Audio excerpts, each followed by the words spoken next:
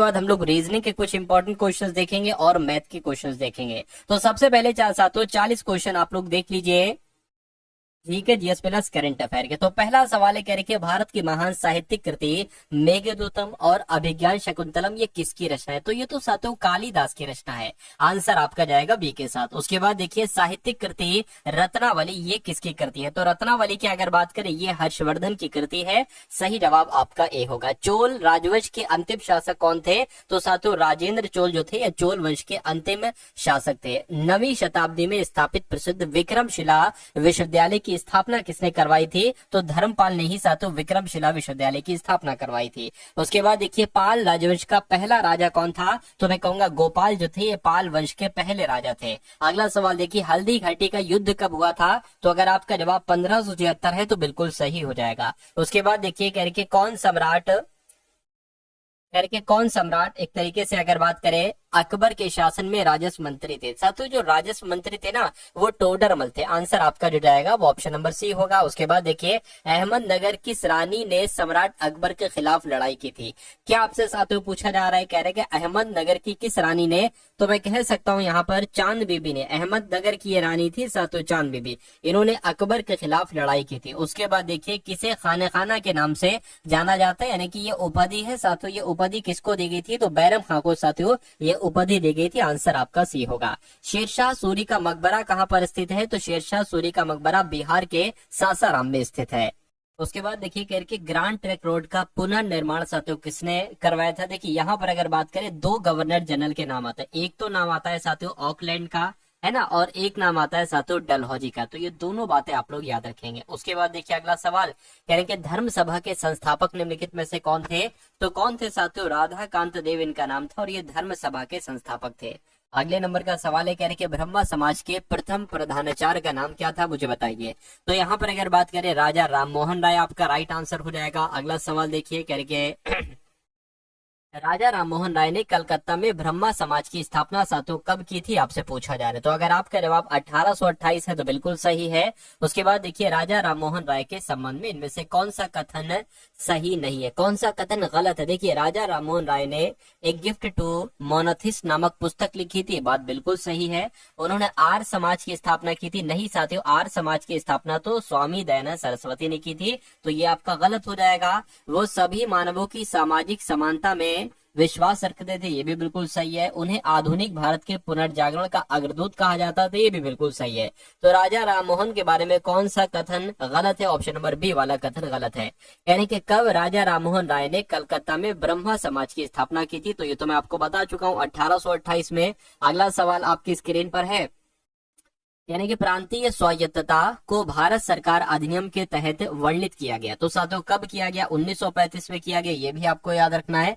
उसके बाद देखिए कह रहे कि भारत कब एक संप्रभु गणराज्य बना? तो कब बना साथियों आपको याद रखना है, 26 जनवरी 1950 को साथियों भारत एक संप्रभु गणतंत्र राज्य बना। उसके बाद देखिए करके ब्रिटिश सरकार को कब स्वतंत्रता देने के लिए सहमत हुई थी? ब्रिटिश सरकार जो थी ये भारत को कब स्वतंत्रता देने के लिए सहमत हुई थी? अगर आपसे एग्जाम में सवाल पूछा जाए तो आपको क्या बताना है साथियों? 1946 आपको बता देना है ना। 1946, 1947 नहीं, 1946 आपका आंसर होना चाहिए। अगला देखिए 15 अगस्त 1947 को भारत को मिली आजादी के वक्त समय क्या था? तो साथियों किस समय हो रहा था? लगभग आधी रात हो रही थी। बिल्कुल साथियों आधी रात आपका आंसर होगा।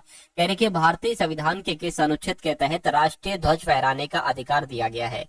तो हमें और आपको साथियों राष्ट्रीय ध्वज फहराने का अधिकार की अगर बात करें अनुच्छेद 19 का एक बिल्कुल सही जवाब हो जाएगा। इस अनुच्छेद के तहत ही राष्ट्रीय ध्वज फहराने का अधिकार हमें और आपको दिया गया। भारतीय संविधान के अनुच्छेद 112 के तहत तैयार वार्षिक वित्तीय विवरण को क्या कहा जा सकता है? सार्वजनिक खाता नहीं, समेकित खाता नहीं साथियों, इसको बजट कहा जा सकता है। बजट आपका आंसर हो जाएगा। उसके बाद देखिए निम्नलिखित में से कौन सा अनुच्छेद उपराष्ट्रपति के चुनाव से संबंधित है?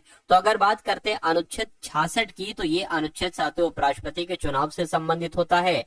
अगला देखिए जीवन एवं व्यक्तिगत स्वतंत्रता के संरक्षण को भारत के कौन से अनुच्छेद के अंतर्गत शामिल किया गया? तो यहाँ पर अगर बात करें साथियों अनुच्छेद 21 आप लोग याद रखेंगे।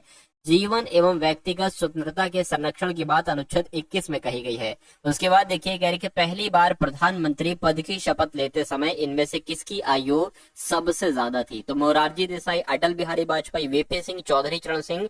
तो मोरारजी देसाई साथों आपके सवाल का बिल्कुल सही जवाब हो जाएगा। निम्नलिखित में से कौन भारत की रक्षा सेवाओं से संबंधित सभी मामलों के संसद के प्रति सीधे जवाबदेह होते हैं? तो रक्षा सेवाओं की बात की गई तो साथियों रक्षा मंत्री आपके सवाल का राइट आंसर हो जाएगा। उसके बाद देखिए अगला सवाल कह रहे कि लोकसभा के संदर्भ में सदन के नेता का मतलब क्या होता है साथियों बताइए। तो सदन का नेता सत्तारूढ़ दल या गठबंधन का कोई भी नामित सदस्य हो सकता है? नहीं।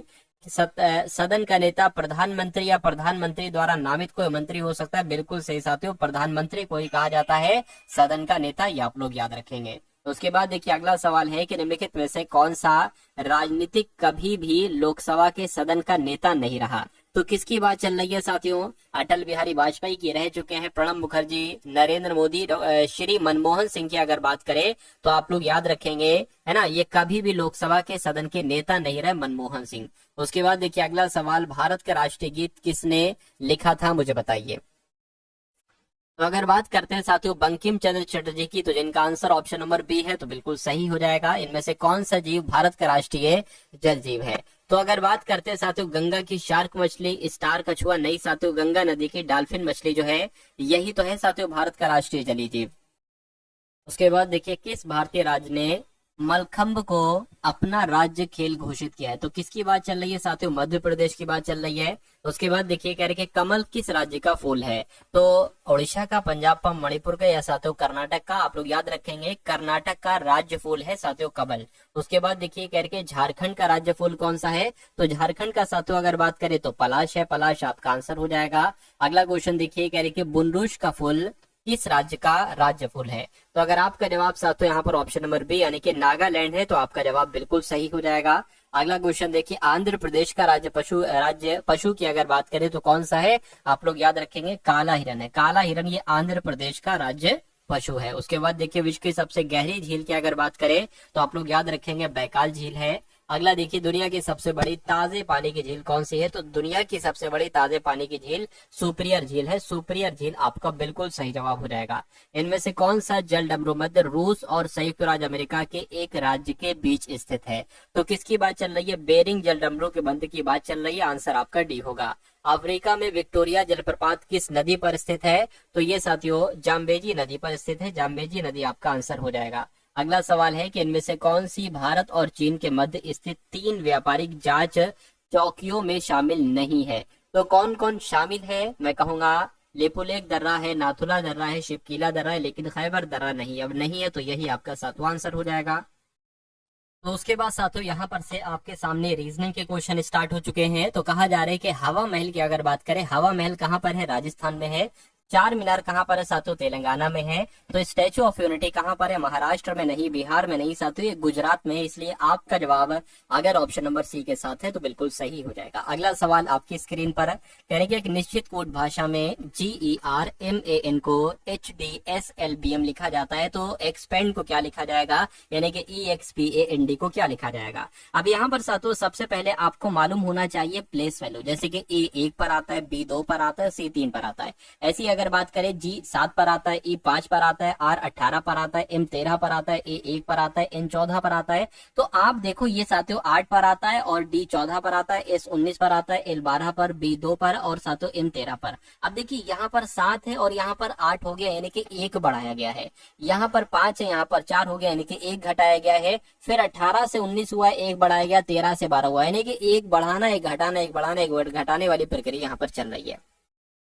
तो यहाँ पर भी ठीक वैसे ही प्रक्रिया होगी। सबसे पहले बढ़ाया गया है 1, तो 1 बढ़ाओगे साथियों F आ जाएगा। अब इसमें से साथियों 1 घटाओगे तो यानी कि F और क्या आ जाएगा? W आ जाएगा। 1 बढ़ाओगे P के बाद क्या आता है साथियों? Q आता है। 1 घटाओगे तो साथियों Z आ जाएगा। 1 बढ़ाओगे तो कितना आ जाएगा? O आ जाएगा। 1 घटाओगे C आ जाएगा। ये कौन से ऑप्शन में लिखा हुआ है? FWQZOC, ये ऑप्शन नंबर ए में लिखा हुआ है। तो जिनका आंसर ऑप्शन नंबर सी के साथ है तो बिल्कुल सही है। अगला सवाल आपकी स्क्रीन पर यानी कि निम्नलिखित प्रश्न में विकल्पों में दी गई उस आकृति का चयन कीजिए जिसे प्रश्न आकृति के स्थान पर रखा जा सकता है। यानी कि देखिए सबसे पहले ये आकृति है, ये ऊपर की तरफ जा रहा है और ये सब ऐसे हैं, ये ध्यान रखिएगा, है ना, और ये पंचभुजाकार यहाँ पर है। अच्छा ये जो हुआ है ये ऐसे करके ऐसे हुआ है इसका मुंह, ये देखिए इधर की तरफ, है ना, मतलब पहले ऊपर फिर बाई तरफ हो गया और फिर दक्षिण में हो गया, फिर ऐसे हो गया, है ना, फिर ऐसे तो हुआ और फिर कैसे होगा, फिर ऐसे हो गया। तो जाहिर सी बात है अब इसका मुंह इस तरफ जाएगा, यानी कि कुछ इस तरह से साथियों यहाँ पर बनेगा ऐसे करके, है ना, कुछ ऐसे करके यहाँ पर बनेगा। तो ये कहाँ पर है, यहाँ पर है नहीं साथियों, यहाँ पर भी नहीं है, यहाँ पर तो है लेकिन एक यहाँ पर ऐसे है और एक यहाँ पर ऐसे, दोनों ऐसे होना चाहिए। तो कुल मिला के आपके इस क्वेश्चन का आंसर जो जाएगा वो ऑप्शन नंबर डी हो जाएगा। अगला सवाल आपकी स्क्रीन पर है, देखिए और बताइए राइट आंसर आपका क्या हो सकता है। देखिए यानी कि नीचे एक श्रृंखला दी गई है जिसमें एक पद लुप्त है, दिए गए विकल्पों में से उस विकल्प का चयन कीजिए जिसमें श्रृंखला पूरी हो सके। यानी कि आपको बताने कि यहाँ पर कौन से 4 लेटर आएंगे, फटाफट बताइए साथियों। सबसे पहले NRTS से JNPO हो गया है, उसके बाद FJLK हो गया, उसके बाद BFHG हो गया, तो कौन से 4 लेटर यहाँ पर आएंगे। देखिए N की अगर बात करें, N 14 पर होता है, R 18 पर होता है, T 20 पर होता है, S 19 पर होता है।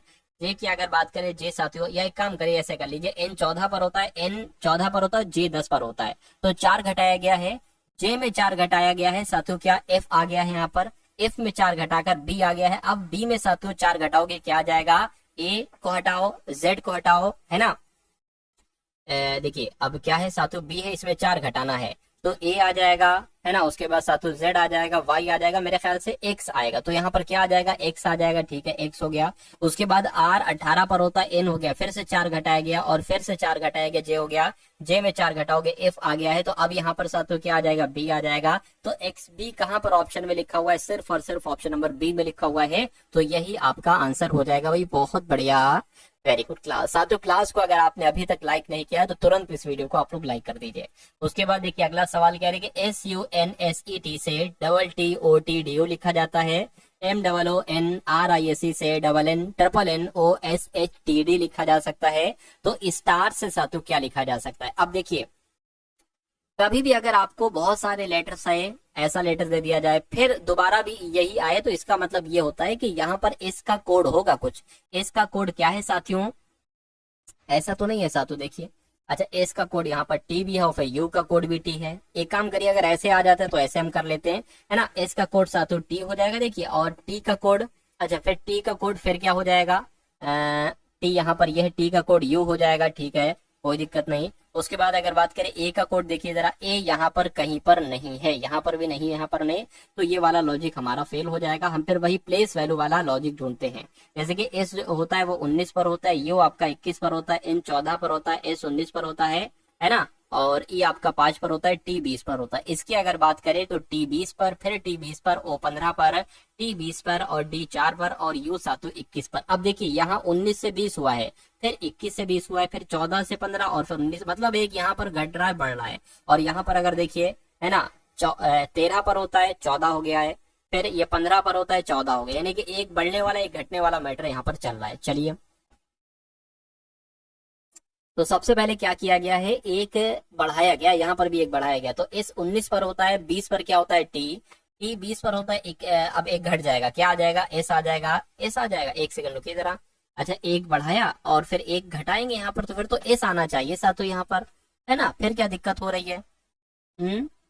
देखिए एस 19 पर होता है, 20 हो गया, एक बढ़ाएगा, यू 21 पर होता है, यू से टी हुआ है ना, एक घटाया गया है, अच्छा ठीक है। तो यहाँ पर फिर साथों ऐसा लॉजिक लगेगा जैसे कि यहाँ पर अगर बात करें, देखिए आप लोग यहाँ पर अगर बात करें, एक क्या किया गया है, सबसे पहले तो बढ़ाया जा रहा है तो बढ़ा दिया मैंने।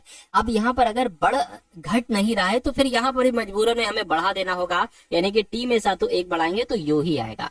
अच्छा अब यहाँ पर क्या करें, अब देखिए यहाँ पर अगर हम बढ़ाते हैं तो बी आता है और बी किसी भी ऑप्शन में नहीं है, तो फिर यहाँ पर घटा देंगे, घटा दिया। अब यहाँ पर घटेगा या बढ़ेगा, अगर हम यहाँ पर घटाते हैं तो क्यू आएगा, लेकिन क्यू भी कहीं पर नहीं है, तो फिर यहाँ पर भी घटेगा नहीं, फिर आप साथ हो यहाँ पर बढ़ेगा। यहाँ पर क्या आ रहा था Z और यहाँ पर अब बढ़ेगा तो S आ जाएगा। तो TUZS कहाँ पर लिखा है, देखिए जरा, TUZS ऑप्शन नंबर सी में लिखा है, यहाँ पर T लिखा हुआ है, तो मैं कहूंगा इस सवाल का जवाब आपका ऑप्शन नंबर सी हो जाएगा। अगले नंबर का सवाल आपकी स्क्रीन पर है, देखिए साथियों इस सवाल को और आप लोग मुझे बता दीजिए इस सवाल का जवाब क्या होगा। देखिए साथियों आपसे ऐसा एक सवाल, कम से कम एक सवाल और ज्यादा से ज्यादा दो सवाल साथियों पूछे जा सकते हैं, तो इसको बहुत अच्छे तरीके से इस सवाल को आप लोग देखिएगा, है ना, क्योंकि इसी पर आधारित आपसे एक सवाल जरूर पूछा जाएगा। आपसे कहा जा रहा है कि अकरम, नागेश, गिरीश, विक्रम और सतपाल किसी पंचभुजाकार मेज के कोनों पर बैठे। तो साथियों सबसे पहले हम एक टेबल बना लेंगे जो पंचभुजाकार टाइप की होगी। तो एक टेबल साथियों ये हमने बना ली, है ना, एक टेबल ये हमने बना ली, पंचभुजाकार टाइप की टेबल है।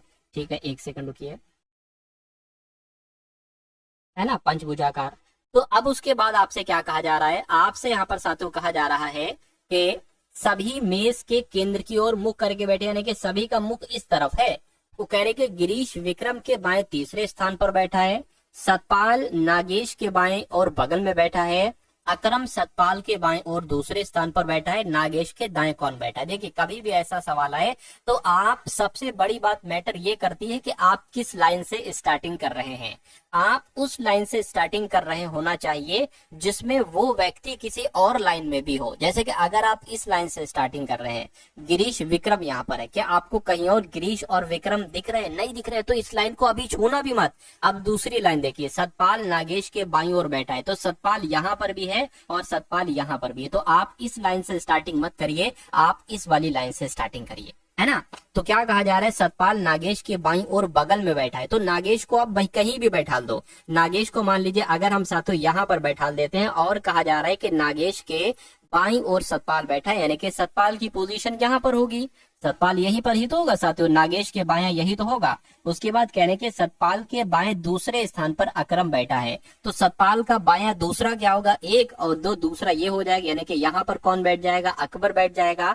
अब देखिए साथियों, अब इस लाइन को देखिए, यानी कि विक्रम के बाएं तीसरे स्थान पर गिरीश बैठा है, तो अगर विक्रम को हम यहाँ पर बैठा लें, है ना, तो क्या हो जाएगा साथियों, विक्रम के बाएं कितने, विक्रम के बाएं तीसरे स्थान पर अगर विक्रम को यहाँ पर बैठा लें तो विक्रम का पहला स्थान ये, दूसरा स्थान ये, तीसरा स्थान ये, कि यहाँ पर गिरीश आना चाहिए, नहीं।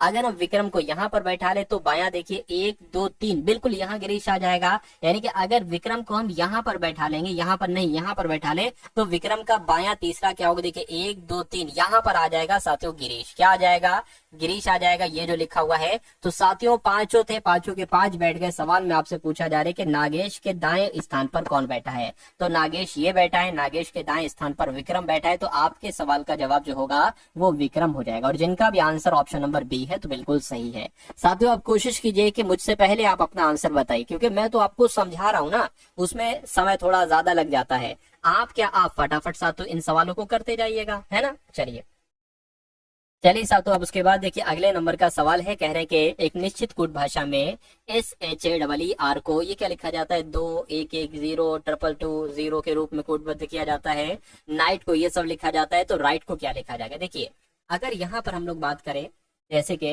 देखिए एस के लिए 2 तो आ नहीं सकता, 21 ही आएगा, क्योंकि एस आपका 19 पर होता है, ये आ जाएगा, ठीक है, मतलब 2 बढ़ाया गया है, यहाँ से यहाँ 2 बढ़ाया गया है। एच 8 पर आता है, तो एच के लिए 8 पर आता है, 2 बढ़ा दिया गया, देखिए 10 हो गया। ई कितने पर आता है, ई की अगर बात करें तो ई भैया की, अच्छा ई के देखिए अगर मान लेते आर की बात करें तो आर किस पर आता है, 18 पर, फिर यहाँ पर 2 बढ़ा दिया गया, यानी कि ई और ई के लिए कोड जो किया गया है वो 2 और 2 का कोड किया गया है, ठीक है, कोई दिक्कत नहीं। उसी प्रकार एन 14 पर आता है, देखिए 16 कर दिया गया। आई जो आता है वो साथियों 9 पर आता है, लेकिन यहाँ पर क्या किया गया ये बात समझ में नहीं आ रही। अच्छा एक काम करिए, टी 20 पर आता है, तो यहाँ पर 2 बढ़ा दिया गया, 22 कर दिया गया। एच 8 पर आता है, एच के लिए 10 कर दिया गया, ठीक है। अब बचा ये 2, और बचे कौन से, बचे हैं आई और जी, यानी कि आई के लिए 3 होगा और जी के लिए क्या होगा, जी के लिए साथियों 9 होगा। चलिए कोई दिक्कत नहीं है। अब देखिए आर यहाँ पर है, आर के लिए हमने कोड देखा है, आर 18 पर होता है, 20 किया गया, तो यहाँ पर भी सबसे पहले 20 आ जाएगा साथियों आर के लिए, है ना। आर के लिए साथियों क्या आ जाएगा, आर के लिए सबसे पहले 20। अब देखिए आई के लिए हमने यहाँ पर आपको बताया था, आई के लिए क्या हो जाएगा, आई के लिए पूरा 3 हो जाएगा, आई के लिए 3 हो जाएगा, तो साथियों आई के लिए यहाँ पर हम 3 लिख लेंगे। अब देखिए 20 और 3 कहाँ पर लिखा हुआ है, सिर्फ इस ऑप्शन में लिखा हुआ है। जी की अगर बात करें, जी का भी कोड हमने देखा था साथियों 9 लिखा हुआ है, तो देखिए 9 यहाँ पर भी है। और फिर की अगर बात करें एच और टी, एच और टी का कोड क्या है साथियों, 10 और 22 है, तो 10 और 22 तो कुल मिला के मैच जो कर रहा है वो ऑप्शन नंबर सी वाला ही कर रहा है। उसके बाद देखिए अगला सवाल आपकी स्क्रीन पर है, करके SWEETS को CHOIN लिखा जाता है, तो उसी कोड भाषा में CHOICE को क्या लिखा जा सकता है। अब देखिए CS जो होता है ना वो 19 पर होता है, T 20 पर होता है, 1 बढ़ाया गया है, W होता है 23 पर 3 बढ़ा दिया गया, Z कर दिया गया, और फिर मतलब कुल मिला के जैसे यहाँ पर किया जा रहा है वैसे हम करने की कोशिश करेंगे, है ना। चलिए सबसे पहले 1 बढ़ाया गया तो सबसे पहले 1 बढ़ाएंगे तो D आना चाहिए, फिर उसके बाद 3 बढ़ाया गया तो 3 बढ़ाएंगे तो साथियों 11 आ जाएगा, क्या आना चाहिए। तो D के एक तो यहाँ पर है और एक यहाँ पर है, उसके बाद E होता है 5 पर, और यहाँ पर क्या कर दिया गया 11, यानी कि यहाँ पर तो 6 बढ़ाया गया है, इतना 6 बढ़ाया गया है, तो हम यहाँ पर भी 6 बढ़ाएंगे, यानी कि यहाँ पर U आ जाएगा, ठीक है कोई दिक्कत नहीं। अब E 5 पर होता है, ये 15 कर दिया, यानी कि अब पूरा 10 बढ़ाया गया, तो I में 10 बढ़ाओगे 19 हो जाएगा, 19 पर साथियों S आता है, तो D के US, डी के एक सेकेंड, अच्छा हाँ डी के यूएस कहां पर लिखा हुआ है, ऑप्शन नंबर सी में लिखा हुआ है, सी लेवल के बी में लिखा हुआ है, तो कुल मिला के आंसर आपका जाएगा ऑप्शन नंबर बी के साथ। अगला सवाल आपकी स्क्रीन पर है, देखिए सवाल को और बताइए साथियों आपका सही जवाब क्या हो सकता है। आपसे कहा जा रहा है कि सी ने बी से एक मशीन खरीदी जिसने इसे, मैथ के सवाल है साथियों, जिसने इसे ए से खरीदा था, ठीक है। सी ने मशीन को 9,360 रुपए में खरीदा था, इस बिक्री पर ए और बी को क्रमशः 30% और 20% का लाभ अर्जित किया, तो ए ने मशीन को किस मूल्य पर बेचा। अच्छा सबसे पहले हम ये निकाल सकते हैं कि ए ने, है ना, ए ने किस मूल्य पर खरीदा, ए ने किस मूल्य पर खरीदा, क्या साथों ए ने किस मूल्य पर खरीदा, ये निकाल सकते हैं हम। और ये हम मान लेते हैं साथियों, मान लीजिए एक्स मूल्य पर खरीदा, तो सबसे पहले तो ए खरीदेगा ना, फिर ए देगा बी को, फिर बी देगा सी को, यही तो मैटर चल रहा है यहाँ पर। तो ए ने मान लीजिए जो खरीदा वो एक्स पर खरीदा, अब कहा जा रहा है कि ए ने जो लाभ कमाया वो 30% का लाभ कमाया, यानी कि इस मूल्य से जो बेचा है वो 30% लाभ पर बेचा है, तो जाहिर सी बात है 130% में बेचेगा। फिर ये बी को बेचा गया है, और फिर बी ने क्या किया, बी ने इसको 20% लाभ पर बेचा, यानी कि बी ने 120% में बेचा होगा, ठीक हो, तब ये जाकर सी को मिला है, और तब ये जाकर सी को कितने रुपए में मिला है, 9,360 रुपए में मिला है, ठीक है, 9,360 रुपए में मिला है। तो बस आपको इसको कैलकुलेट करना है, ये एक्स का मान आ जाएगा, यानी कि आपको ये पता चल जाएगा इसमें से एक्स जो निकलेगा वो ये होगा कि ए ने किस मूल्य पर खरीदा।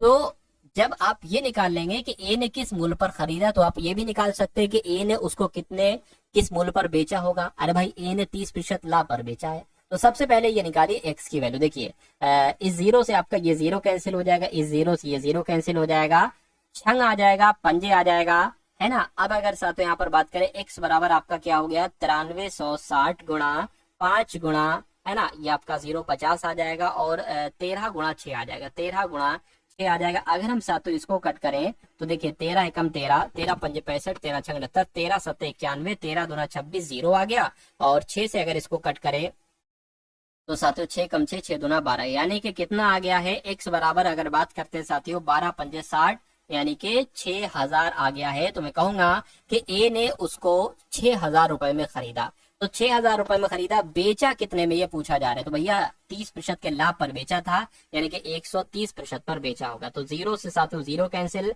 13 पंजे 65, 13 छंग 78, यानी कि ए ने जो बेचा वो उसको 7800 रुपए में बेचा। तो 7800 कहां पर लिखा हुआ है, ऑप्शन नंबर ए में लिखा हुआ है। तो जिनका आंसर ऑप्शन नंबर ए के साथ है, मैं कहूंगा आंसर आपका बिल्कुल सही हो जाएगा भाई, बहुत बढ़िया, वेरी गुड क्लास। अगला सवाल आपकी स्क्रीन पर एक नंबर सीरीज वाला सवाल है, कह रहे कि 11 है, उसके बाद 9 है, उसके बाद साथियों 15 है, उसके बाद 41 है, तो अगला नंबर साथियों यहाँ पर क्या हो सकता है, आप लोग मुझे बताइए।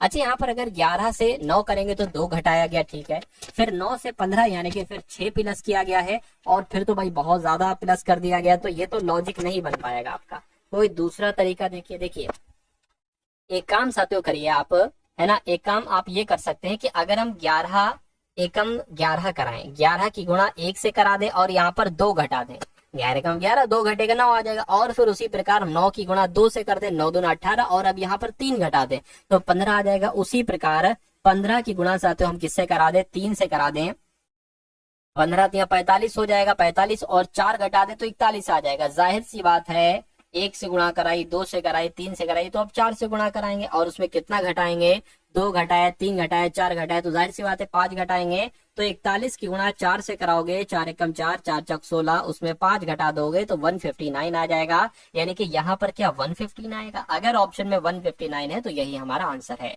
और बिल्कुल साथियों 159 ऑप्शन नंबर डी वाले में 159 आपका बिल्कुल सही और सटीक जवाब हो जाएगा। उसके बाद देखिए अगला सवाल कह रहे कि दिए गए विकल्पों में से उस अक्षर समूह का चयन करिए जो निम्नलिखित श्रेणी में प्रश्नवाचक चिन्ह के स्थान पर है। यानी कि यहाँ पर तीन लेटर वो कौन से होंगे ये आपको बताने। देखिए ए जेड के, EVN, IRQ, OLT। अब देखिए यहाँ पर अगर बात करें ए से ई हुआ है और ई से आई हुआ है, तो कुछ समझ में आया आपको। चार बड़ा है ना, और ई में भी साथियों आई होने में चार बड़ा है, तो यहाँ भी चार, अच्छा यहाँ चार नहीं बड़ा है, यहाँ तो चार बड़ा है, यहाँ भी चार बड़ा है, लेकिन यहाँ पर फिर आई से 15 हुआ है ना, 9 से 15 हुआ, 6 बड़ा है।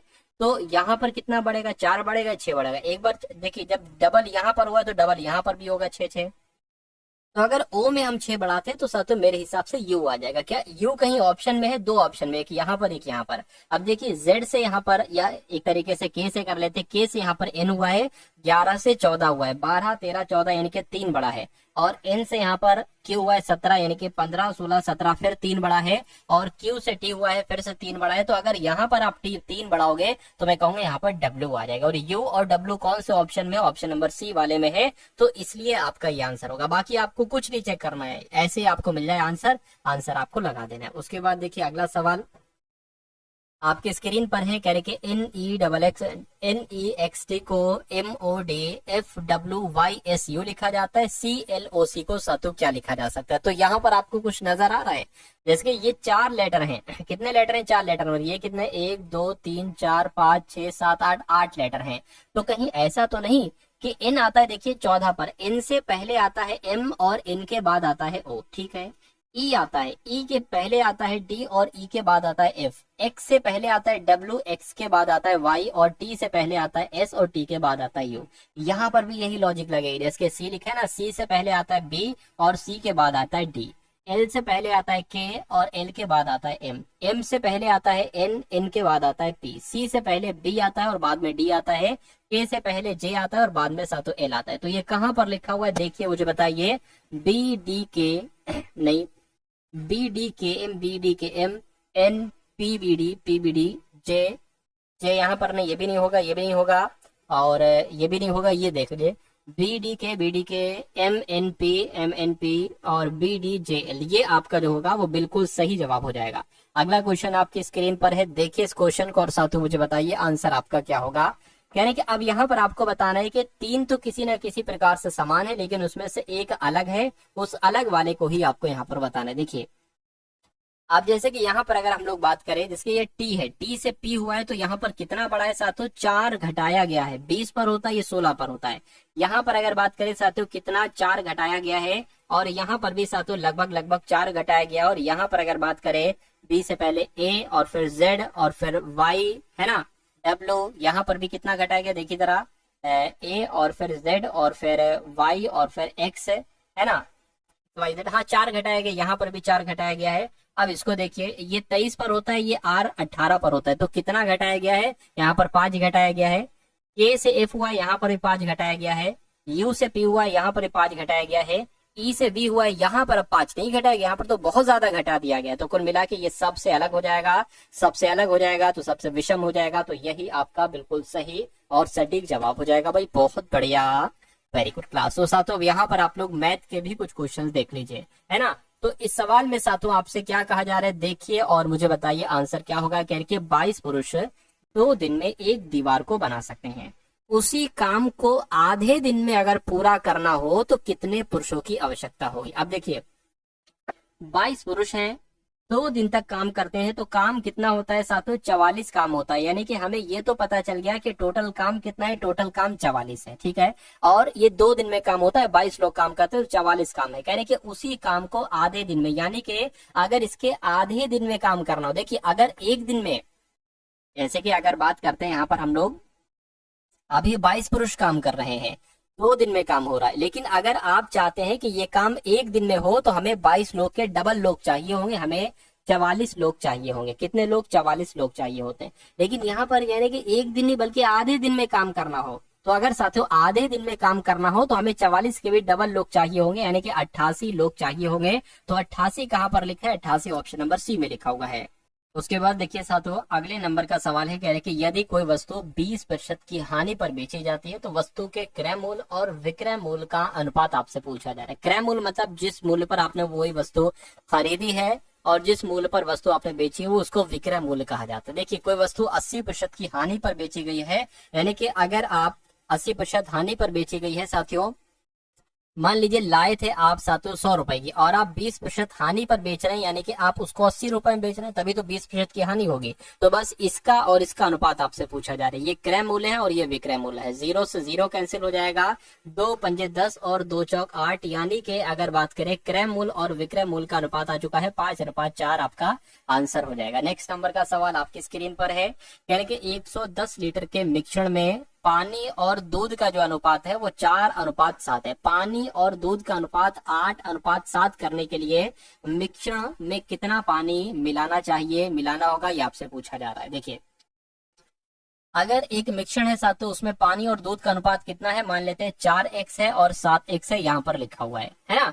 तो कुल मिला के अगर बात करते हैं साथियों टोटल कितना हो जाएगा, 7x हो जाएगा, सॉरी 11x हो जाएगा, यानी कि 11x की जो वैल्यू है वो साथियों 110 लीटर है। तो x की वैल्यू क्या हो जाएगी साथियों, 11 से 11 कैंसिल हो जाएगा, x की लीटर, x की वैल्यू साथियों 10 आ जाएगी यहाँ पर, है ना। यानी कि टोटल अगर बात करते हैं साथियों, और यहाँ पर अब क्या कहा जा रहा है, यहाँ पर साथियों आपसे कहा जा रहा है कि 8:7 करने के लिए, यानी कि 8x और साथियों एक तरीके से बात करें 7x, तो ये कितनी वैल्यू हो जाएगी, ये आपकी वैल्यू कितनी हो जाएगी साथियों, 15x हो जाएगी। तो x बराबर साथियों 10 है, तो 15x बराबर कितना हो जाएगा साथियों, यहाँ पर 150 हो जाएगा। तो कुल मिला के पहले कितनी हो रही थी, 110 लीटर थी, अब जब इस अनुपात में अगर करें तो 150 हो गई। तो कितने लीटर यहाँ पर बढ़ती किया गया है, 40 लीटर बढ़ती किया गया है। तो मिश्रण में कितना पानी मिलाना होगा साथियों, 40 लीटर पानी मिलाना होगा। ये आपका बिल्कुल सही जवाब हो जाएगा। अगला सवाल आपकी स्क्रीन पर है, देखिए और बताइए आपका सही जवाब साथियों क्या हो सकता है, बताइए। चलिए आपसे क्या कहा जा रहा है, कह रहे कि एक व्यापारी अपनी वस्तु का मूल्य क्रय मूल्य से 50% अधिक अंकित करते हैं, यानी कि उस वस्तु का मूल्य 100 है और वो अंकित कितना कर देता है, 50% ज्यादा, यानी कि 150 वो अंकित कर देता है। यानी कि यदि 20% की छूट देता है, 20% की छूट किस पर देगा, इस पर 150 पर अगर वो 20% की छूट देगा, यानी कि वो 80% में इसको बेचेगा, तो लाभ होगा या हानि होगी। तो देखिए 0 से 0, 0 से 0 कैंसिल, 15 अट्ठे 120 हो जाएगा। अब लाभ हो रहा है या हानि हो रही है, भाई लाभ ही हो रहा है। 100 की वो लाया था, है ना, 150 तो अंकित किए, लेकिन उसने कहा 20% की छूट देंगे तो 80% में बेचा, तो वो वस्तु 120 रुपए की जाकर बिकी। 100 रुपए की लाया था, 120 में बेच रहा है, साफ साफ साथियों 20% का लाभ हो रहा है। इसलिए आंसर आपका जाएगा ऑप्शन नंबर सी के साथ। अगला क्वेश्चन आपकी स्क्रीन पर है। अब देखिए साथियों सिंप्लीफिकेशन का ये सवाल है, 4500 भाग 9 प्लस 1800 गुणा 2 माइनस 310 गुणा 7, इसको सॉल्व करना। देखिए सबसे पहले आप भाग सॉल्व करेंगे, तो इसको सॉल्व करेंगे तो 9 पंजे 45, इसकी जगह पर 50 आ जाएगा, सॉरी 500 आ जाएगा, और 18 दूना कितना होता है 36, यानी कि 3600 आ जाएगा, और ये कितना आ जाएगा 7 एकम 7, 7 या 21 आ जाएगा। तो इसको आप कैलकुलेट कर लीजिए, इनको जोड़ोगे तो ये 4100 हो गया। 4100 में से आपको 2170 को घटाना होगा, बस 4100 में से आपको क्या करना होगा, 4100 में से साथियों आपको 2170 को यहाँ पर घटाना होगा। तो 0 आ गया, 3 आ गया, ये 40 हो गया, ये साथियों 19, यानी कि 1930 यहाँ पर बचेगा। 1930 कहाँ पर है, ऑप्शन नंबर ए में है। तो जिनका आंसर यहाँ पर है ऑप्शन नंबर ए के साथ, तो बिल्कुल सही हो जाएगा। अगला सवाल आपकी स्क्रीन पर है, देखिए और बताइए सही जवाब क्या होगा। आपसे कहा जा रहा है कि यदि P का 35% Q के 60% के बराबर है और Q P का Z बटे 3% है, तो Z का मान आपको बताना है। सबसे पहले यहाँ पर कह रहे कि P का 35%, यानी कि P गुणा 35 बटे 100 हो जाएगा। ये जो है ना, ये साथियों Q के 60% के बराबर है, तो Q गुणा 60 बटे 10 हो जाएगा। अब नीचे 100 है, इधर भी उधर भी 100 से 100 कैंसिल आपका हो जाएगा। अब इसको अगर कट करें, 5 सत्ते 35 और 5 यहाँ पर 12 आ जाएगा, है ना। तो ये तो हमें P बटे Q का अनुपात पता चल गया। P और Q का अनुपात कितना निकला, अगर P 12 है तो Q साथियों 7 होगा, ठीक है ना। उसके बाद कहा गया है कि क्यू पी का Z/3% है। तो साथियों पी कितना है, पी 12 है, यानी कि 12 का मतलब गुणा Z/3% की अगर बात करें तो साथियों 100 आ जाता है ना। और ये क्या है, ये साथियों एक तरीके से बात करें तो ये क्यू है ना। तो 7 यहाँ पर आ जाएगा, क्यू यहाँ 7 यहाँ पर आ जाएगा, है ना। इतनी बात क्लियर होगी। अब इसको साथियों आपको कैलकुलेट करना है और Z का मान निकालना है। चलिए तो ट्राई करते हैं साथियों हम लोग कैसे। यहाँ पर क्या होगा, 3 से अगर कट करें तो 3 चौक 12 हो जाएगा, 4 से कट करें तो 25 हो जाएगा, 25 की गुणा 7 से हो जाएगी तो कितना हो जाएगा, 175 हो जाएगा। यानी कि Z बराबर कितना आ जाएगा, 175 आ जाएगा। 175 कौन से ऑप्शन में है, ऑप्शन नंबर सी वाले में भाई। बहुत बढ़िया, वेरी गुड क्लास। अगला सवाल और आज की इस वीडियो का अंतिम सवाल आपकी स्क्रीन पर है। कह रहे कि 49 गुणा 4 भाग 28 ये सब लिखा हुआ है ना, प्लस 56 भाग 7 गुणा 8 माइनस 784 भाग 28 प्लस 14 गुणा 2, इसका मान आपको बताना है। आप देखिए कहीं भी अगर भाग आपको दिख रहा है ना, तो आप उसको क्या कर दीजिए साथियों, आप उसको भाग में कैसे कर सकते हैं, देखिए 49 गुणा, है ना, तो यहाँ पर साथियों आपका क्या हो जाएगा, 4/28 हो जाएगा, प्लस आपका एक तरीके से बात करें यहाँ पर साथियों 56/7 हो जाएगा, गुणा 8 आ गया, माइनस 784/28 आ जाएगा, प्लस आपका 14 दूना 28 आ जाएगा। इसको अगर कट करें साथियों, देखिए इस 7 से कट करें, 7 एकम 7, 7 अट्ठे 56, यहाँ पर 8 आ गया। 4 से कट करें साथियों, 4 सत्ते 28, 7 आ गया, और 7 से कट करें तो साथियों पूरा 49 आ गया। तो अब आपके पास 7 गुणा 8 8 64 हो जाएगा, और माइनस ये कितना हो जाएगा, इसको भी जरा साथियों कट करिए।